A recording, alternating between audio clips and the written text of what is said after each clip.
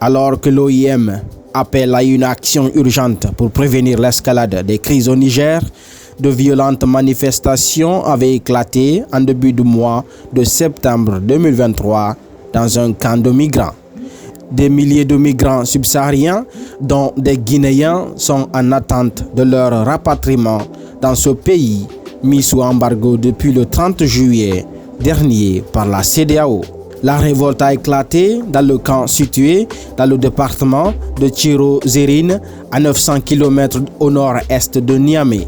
Selon l'agence onusienne, il y a actuellement 1742 Guinéens dans ces centres de transit au Niger.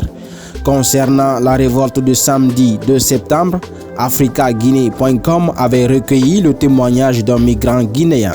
Il avait décrit une souffrance indescriptible alors que la tension ne cesse de monter. Il a souligné, je cite, « Nous sommes au Niger, ici ce n'est que la souffrance. Ce matin, la police a tiré des gaz lacrymogènes sur nous. Ici, dans le camp de l'OIM, il y a eu des blessés et des arrestations », a expliqué Ben Ali Badra Camara.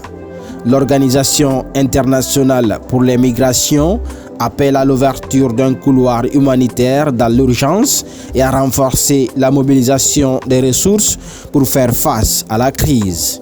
Une crise exacerbée par les troubles politiques, coups d'État qui ont débuté fin juillet au Niger. Selon ce migrant guinéen, la surpopulation dans le camp est l'une des causes de la révolte des migrants. Il y a eu des manifestations parce que les migrants veulent rentrer chez eux. Le nombre est trop élevé ici et la souffrance des gens ne cesse d'augmenter. À cela s'ajoute la tempête, la pluie, le soleil et autres, sans compter le problème d'agression. Il y a eu plusieurs blessés qui sont admis dans les infirmeries de l'OIM.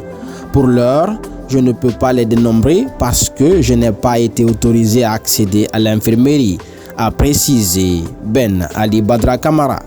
Ainsi, ce migrant porte-parole des Guinéens bloqués dans ce camp appelle les autorités de Conakry à agir vite et maintenant.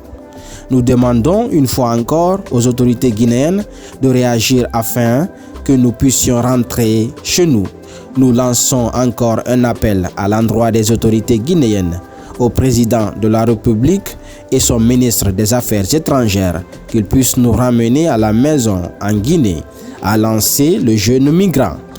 Selon l'Organisation internationale pour les migrations, OIM, plus de 710 000 personnes, dont des réfugiés, des demandeurs d'asile et des personnes déplacées à l'intérieur du pays, sont déplacées au Niger. Environ 5 000 migrants, principalement originaires d'Afrique de l'Ouest et d'Afrique centrale, recevant une assistance dans les 7 centres de transit de l'OIM, attendent une aide au retour volontaire, tandis que 1400 autres attendent de l'aide en dehors de ces centres. Dans un entretien accordé à africaguinée.com, le directeur général des Guinéens établis à l'étranger a annoncé que le processus de rapatriement allait débuter en ce mois de septembre.